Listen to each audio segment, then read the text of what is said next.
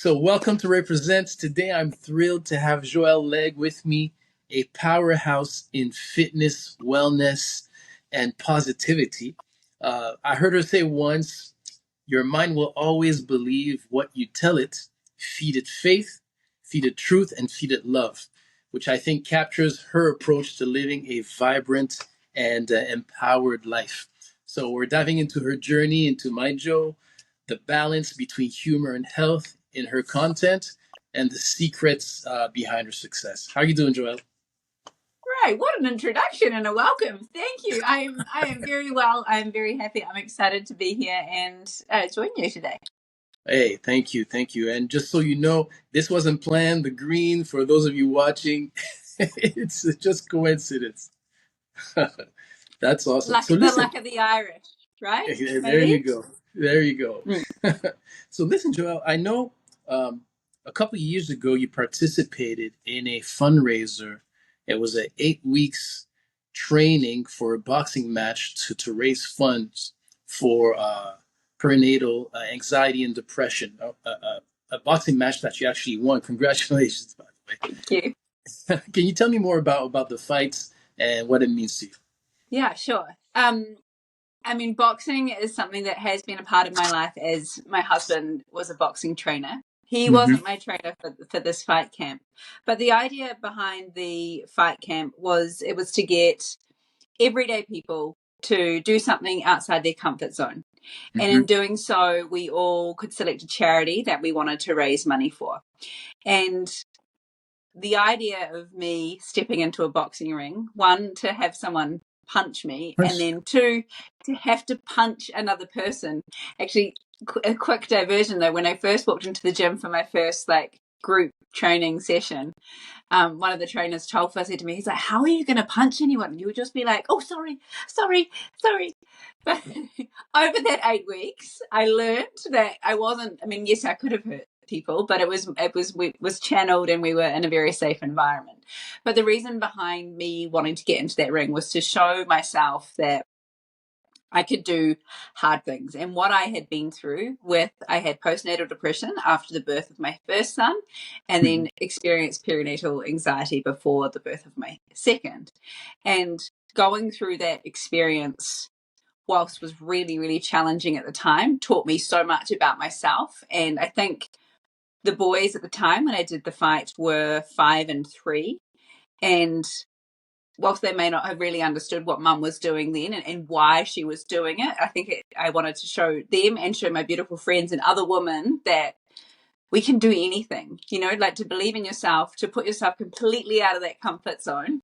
And in a boxing ring, as much as my poor mum and my mother-in-law really didn't quite agree with what I was doing, they agreed about the reasons behind it. So the experience was incredible. But you went through like a real roller coaster of, there would be times where I had the most wonderful coach. His name was Albie, and he's trained many, many fighters, and he is very big in supporting people in the space of mental health.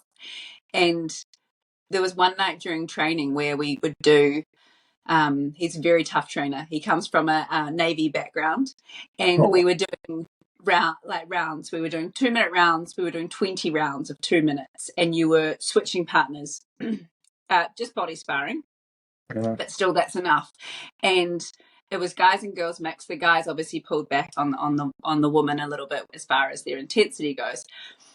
And there was one guy, I just couldn't land a punch. He just kept landing everything on me, and I was blocking and blocking, and I just I was so overwhelmed, I burst into tears.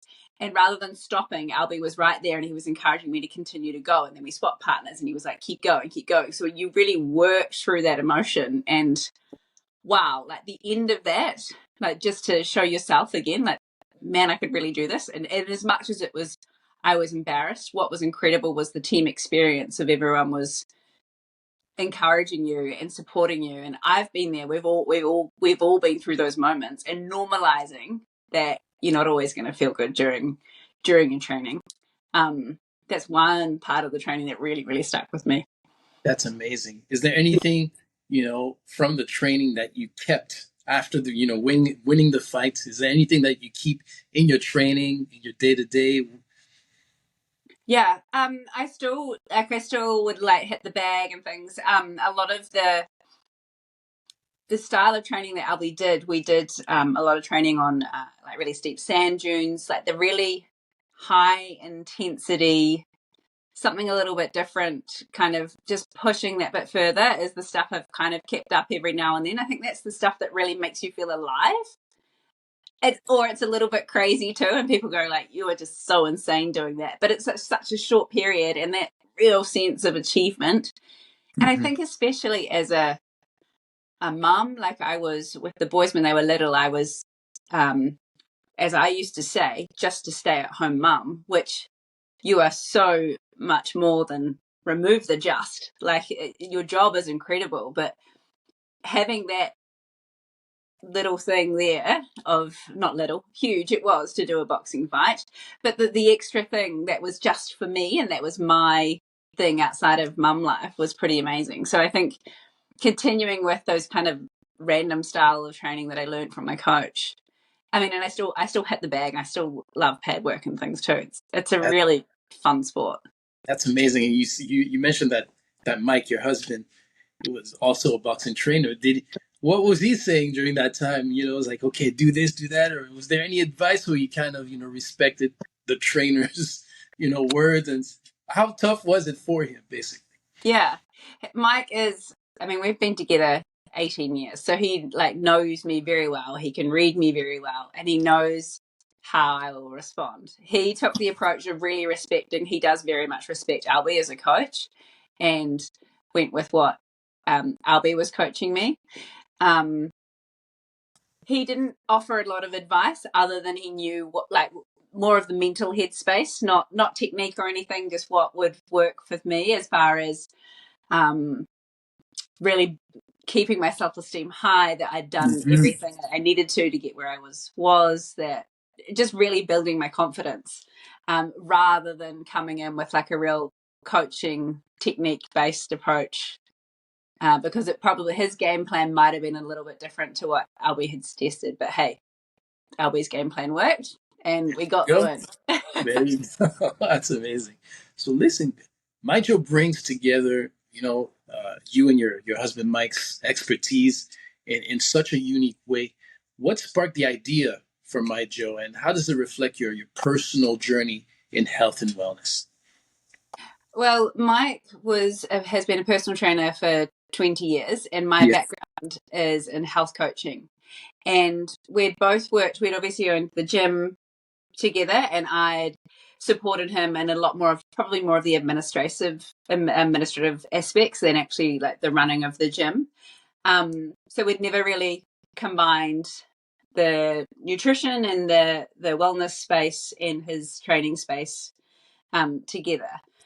But before the idea launched, we actually moved from Auckland City, where our gym was based, to here where we are now in the Coromandel of New Zealand on the coast. It is just stunning. I've And seen in the making, pictures. as you can see from our video, I've, um, and in making that move, I obviously, all of my coaching has always been online, but we wanted to look for a way to bring Mike to be able to be here permanently with us rather than having to return to Auckland often for personal. It's a 2.5 hour drive. So he was, when we first moved here, actually living in Auckland 4 nights a week, and it was just the boys and I here full time. So we were looking for a way to have him here permanently, but also with that we had our social media platform of Mike and Joelle really taking off as far as the couple comedy humor was going, but also our wellness aspect in that. We're like, how can we bring the two together and, one, have an income here, but also we are both so passionate about helping others feel good. It's not necessarily like losing weight or having energy. Like they're wonderful goals, but like really feeling good and confident in yourself. So, and then Mike was physically doing that at the gym, and I was doing that obviously one on one with my clients. And we were like, how can we bring it together? And so we decided that going down the route of online coaching and creating a platform where no matter what stage you are at as far as your fitness journey goes, you could come on board. We could create a program for you, and a meal plan. And then you have also got the community aspect where you are connecting with others, which is what a lot of people go to the gym for, right? Is to just have that encouragement and that support, where we wanted to create this online. So, and that is where MIJO was born. But the idea behind the name, it's the first two letters of his name and the second two letters are the first two letters of mine, MIJO. But it's also about helping others reignite their mojo, and that feeling good and that getting their spark back. All of the aspects where if you are taking care of yourself, you start to feel better about yourself. So bringing it all together was the hope that we could help as many people ignite their MIJO. That's amazing. That's amazing. It's funny you say you mentioned about the gym, connecting. I just recently went back to the gym after, since the pandemic, I decided, you know what, I'm going to do things at home, which was great. But, you kind of miss seeing Yes. others, getting the energy from seeing people lifting, etc. And I just recently went back and I'm like, wow, this is, I think I'll try to stick with it. Yeah, you do. And it's even if you're not, sometimes when you first, because I understand, like we owned a boxing gym. Like boxing is a very intimidating sport, and the way we promoted the gym was, our byline was, it's not as scary as you think, because we wanted the everyday person to come in and experience, like, it's not all about being punched in the head or punching other people. It's about having an outlet, for your stresses, or for enabling you to better your health, enabling you to lose weight, whatever it was. But it's about being able to connect, like, you can, having walking in that door of a gym and then just watching other people sometimes is enough of a connection for some to just then be on board. Or chatting to someone if you're on a treadmill, just, hey, how was your day? For some, like, you may not even have that time to chat with another person during your day if you work at home, for example. Then going to the gym and having, a connection with someone else there is awesome. And it's in a real shared love of people being on a journey, it's different for every single person, but we're all there to better our health, or to feel better, or to achieve whatever goal it might be. But it's yeah, connecting with others in the gym is pretty cool. Oh, yes, it is. Mm. So, you mentioned, you spoke about Mike and Joelle, the YouTube channel and your TikTok. I know it's loved by millions, obviously, because of its relatable humor. How do you find the balance between creating fun content and sharing the important message of prioritizing health? That has been something that I think has been quite natural for us. One, in the aspect of, we live and breathe what we share as far as prioritizing our health. And two, a big part of how we film and show where we are or what we're doing. As much as people see me in the kitchen, we are prioritizing our health, in the videos. I think, to answer your question about, even maybe it's even like about balancing, like with us filming and then still prioritizing our own health. It's, we talk, Mike is the not the brains. I said that once before and someone told me off. They were like, he is not the brains. Mike is the creator as far as finding audios or coming up with a lot of the ideas. That's his domain. And then I am the talent, I guess. You wouldn't get a reaction from me. I'm not, I don't do fake. Like, you would see it on my face if I had heard something before, because I wouldn't laugh or I wouldn't react the same. So I think we work a little bit separately in that aspect, so that we still have our own, work as such, and then it comes together from there. Sharing the message of prioritizing your health, I think it's just because it's always been something we've really focused on doing, and we were role modeling to our children. I think that hopefully comes through in the videos, and just who we are and how we present ourselves. We often both live in active wear because we are either out for a walk, or making sure we both have time as a couple to do the things that we love. And that's something that's probably really worked very well in our marriage, is us not playing the game of, I don't know, it's like not the one for the other. Like, you know, he got a night out on Saturday night, so I'm allowed to do this today. We don't do that. We are very good at, I don't know quite how to describe it, but like just ensuring that we both get our own time without keeping a tally on who's done what, and knowing that we are both better humans for, like, in ourselves, and we can give more to each other and to our family and to everybody else by ensuring that we have prioritized ourselves. And even if it isn't going to the gym just necessarily, even if it is ensuring that we've had time out to go and do an activity we love, you know, like Mike is a big golfer and a surfer, and he spends a lot of time doing that. I surf in the whitewash. I try. I'm getting better. The kids are better than me now, but I'll get there. But, you know, it's ensuring that, like, I think hopefully in the content that we create, we have a lot of fun doing it together as well. Like when we do come together at that time, it's fun, and it's and that is also a big part of our health, is having fun, like, you know, fun and finding joy in life. So seeking those experiences together works really well. Actually, coming up, Mike's going to, we've both been planning, actually, there's some longer YouTube videos where we're going to go and experience some beautiful places in New Zealand, that some of which we haven't been, together, to let other people see around the world, but also for us to have some time and better, and like in supporting our relationship, I think, and just showcasing what an amazing place we live in, because we are so lucky here in New Zealand. Well, I tell you that when I watch your videos, I was like, hey, I have to go out there. Yeah, yeah.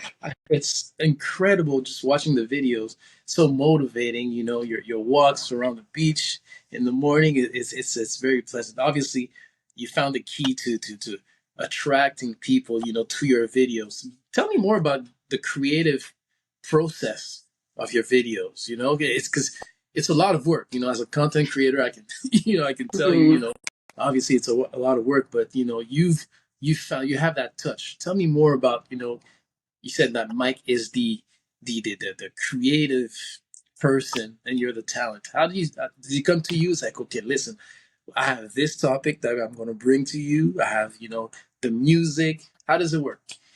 Well, with the content on, like, on Mike and Joelle that we do together, he Mm-hmm. will say to me, ask when I'm free and let me know, and he'll be like, okay, I need an hour. I've got, you know, a few. He'll let me know how many as well. Because of the nature or person that I am, I'm quite organized and diligent, so I like to know, you know, kind of, he's like, we've got 4 videos and or whatever, and he will literally just either play the audio to me while I'm doing, because I prefer to be doing something, and he's said as well, as part of capturing things, when I am naturally doing something, It's you get the authentic. more genuine, yeah, authentic reaction, right? Whereas rather than like following me, I don't know. We've tried some before where I've been walking on the beach, and it's just not real, and it doesn't work, and it's not us. And that's not what we're about. So he will set time aside to I guess batch film sometimes, for those shorter videos. But if it's like a prank, like, I have no idea. I'm generally like coming home and walking in, and he's been busy. I think he's been there like working on some project for the gym or something, but no, it's set up, and I'm caught.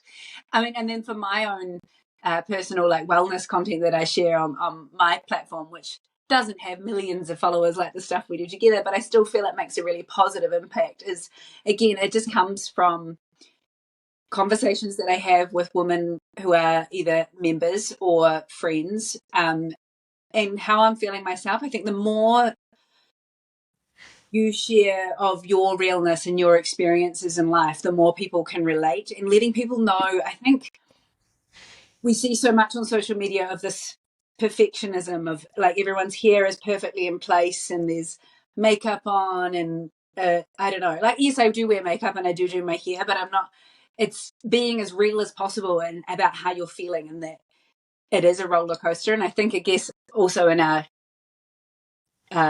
relationship humor is that I can laugh at myself. Like, and also we have a very loving relationship that I know he means it as a joke. So I've gone off topic of the creative process, but I think It's that's fine. why It's it fine. all works. You know what I mean? Like, it just flows Yeah. a little bit better when it Yeah. is, the more authentic and real Do you, it comes across, right? of course it does. Well, obviously, with all the success that both of you are having, do you find yourself surprised by all this attention that you're receiving? And do you accept the term as a, we have to say it, it's somewhat an influencer, right? How do you find yourself surprised by all this attention? Yeah. Yes. Like, I'm a Kiwi from Motueka, a small town in the South Island of New Zealand. And then, like, I mean, I'll go to the petrol station and be filling up my tank, or the gas station, I think, as you call it. And the guy behind me will be like, you're that girl. Or like at the supermarket yesterday, I get recognized everywhere. Even like, I was in Melbourne earlier this year and it happened several times, which is in Australia. I've been to the islands. Like, it's it just blows my mind. But what I love about it is, as you can tell, I like to talk a lot, and I love connecting with people. And well, actually, every single face-to-face meeting with anybody has been so positive and so kind and loving. And then even the beautiful messages from people saying that they've watched some of the stuff we've done together and been able to have a laugh, that we've got them through a really dark time, or um, speaking of like health, even if they haven't become a MIJO member, that they've listened to the messages that we've shared and actually prioritized themselves and got started, and they've either got more energy or they're sleeping better or they've lost weight. Like, that to me just means so, so much. Like, I just love that I can just be myself and connect with all these people across the world. It really does. It does blow my mind that people know who I am. That's amazing. Well, obviously, you're doing something right. Thank you. Shining a light, positive light in everyone's social media. It's great. I personally really enjoy it, and it's one of the reasons I reached out to you is like, I need to talk to her and see how this this whole operation works, and just to share this amazing content with us is truly a blessing. My Thank you. my last question for you, Joelle, is as a mom, you talk a lot about the importance of self care. What advice would you give to parents who struggle with the guilt of putting themselves first? Mm-hmm. And I can so relate to that. Um, I think for me, it comes from, and for many of my clients who have had to work through this, the more you care for yourself, the more you're in a better state to give to those that you love. And it doesn't have to be an overhaul. It doesn't have to be spending. I think this idea of self care has been. I mean, I used to think I had to go and get facials or massages, or be doing all these other things to be caring for myself. When simply having a nourishing breakfast is a really good place to start by caring for and prioritizing yourself. It doesn't mean that you have to be away from your children while you're prioritizing yourself. But so often, even as mums, like, I know we'll spend so much time preparing everyone else's breakfast, and then we just eat the leftover crusts or leftover breakfast from our children. Starting to, with these kind of, these steps where it's not a huge overhaul, it's not having to take time away from your family initially to build towards then being okay with actually, if your children sleep in, or sleep till 6, getting up at 5 and having a half hour or whatever, an hour to yourself in the morning, you're in that time, like once you start doing it, even if you're not a morning person, once you start doing it and you're up, just feels so sacred and beautiful to, even if you're up just having a hot cup of tea, you know, not necessarily exercising or anything. That is prioritizing yourself, because you're waking to just you by choice. You're not, you know, and I remember, and I understand for parents with little children, that is a lot harder to do because they maybe have been awake through the night and or be up early. But as your children get older, it's such a beautiful time to just have to yourself before you then go off and are given the demands of the day from various people, not just your children. It's just trusting that it is, you deserve to prioritize yourself. You need to prioritize yourself because, oh my goodness, you're a beautiful human right now, but you will feel so much better in yourself when you are. And your children see that too, and then they learn the importance of actually, oh yeah, mummy does, she goes for a run, like, and they don't think much of it other than, oh, mum goes for a run, and then they don't think that you're a bad person because you're doing it. I think that's, you know, where we've got to ditch the guilt sometimes of feeling like if you were leaving your child maybe at daycare for half an hour longer at the end of the day to get a run in, like mum comes in and she's in her activewear and she's red in the face to pick you up from daycare. Oh, mum just went to the gym after work. Like, your beautiful child is going to be grateful because mum's going to feel better in the long run. That's Not right. that they quite process that at that stage. Leading by example. You know, Yeah. they see, you know, what you do, and hopefully they carry on those same tips and exercises, you know, later on. You know, Yeah. but I mean, and I'm not saying that the guilt will just disappear. Sometimes you do still feel a little bit guilty at times. I know I've definitely really moved through that now, and I think it's because we've got a really good balance of, I still get a good family life and my work, and we've got a good balance going, but there will be times when that is a bit out of kilter, and it's just speaking loving kindness to yourself and reminding yourself that you deserve every bit of goodness as much as your children do. that's Yeah, right. it's, we can be so hard on ourselves. We are at times, and you know, sometimes it's good to have a sweater that says "off duty" to remind folks. Yeah, this is it. I guarantee you, I'll receive at least 2 or 3 messages. Hey, can you ask her where she bought this sweater?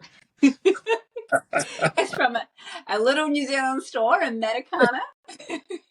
That's I can give amazing. you the link. There you go. Send me the link. Yeah. Joelle, listen, it's been a pleasure. I thank you very much. It's a pleasure to talk to you, to watch your videos. You bring so much positivity in our lives, and I encourage all of you who are watching to go see her social media. You won't regret it. I like to end my conversation with this phrase. You know, it's learn today and we lead tomorrow. So thank you very much. Thank you so much. It's been an absolute pleasure, Ray. Thank you. Thank you.